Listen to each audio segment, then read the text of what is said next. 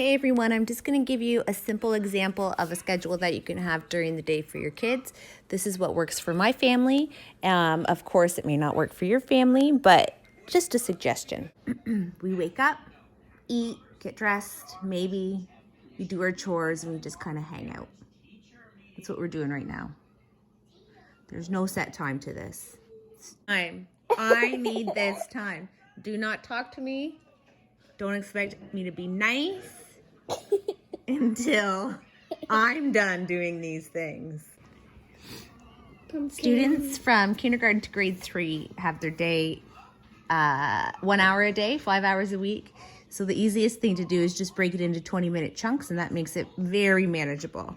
So we start our day with language. There's all different options. It's just whatever works for your family. Of course, number 1, any assigned work from your teacher. That's most important. But if there's no assigned work for the day, we do all sorts of things. We write in our journals. The kids type up stories on the computer. We do simple word work. If you Google Dolch sight words, there's tons of options. And I get them on BBC Dance Mat typing, and also printing practice would be good to stick in there too. Then there's recess. Send them outside, have a play, eat some lunch, and then they have a really big rest.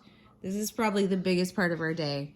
We let them watch TV, we let them play video games, we let them call their friends. That's kind of like the reward. So if they can manage homeschool, then they get that time. And again, that time is mainly just for me. That usually goes until about 2, and then we have math. But again, no set time, just whatever works for your family. So math is 20 minutes. We do math games and flashcards. Any assigned work from your teacher. And then there's all sorts of good computer options. So my kids like Prodigy, and what else do you like? Starfall, but there's a world of suggestions out there online. It's just a simple Google. And then we do recess again. So kids have to play outside for that other 20 minutes until dinner time. Also, you're thinking 20 plus 20 is 40. We need another 20 in there. So that's reading every day. And kids obviously read at all different levels. So maybe they're listening to podcast stories, or maybe you're reading out loud to them. They can read by themselves. Maggie likes to read up on her bunk bed. And there's also lots of great online options. Grand Bend Public School, all the kids have access to Raz Kids. So ask your teachers for their logins. That's what this guy likes to do.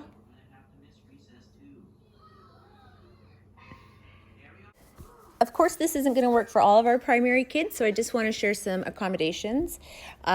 You could make the words into simple pictures, so they can just follow the pictures. For the time limits, you could set a timer, whether that's like a sand timer or a timer on your phone. And then kids know that they just have to get that 20 minutes in. You could set up a reward system, stickers. And of course, if kids are getting frustrated or upset, feel free to take a break and put it aside for a second. Maggie! And of course, if you need help with any of this, reach out to your classroom teacher, or you can reach out to me, your resource teacher.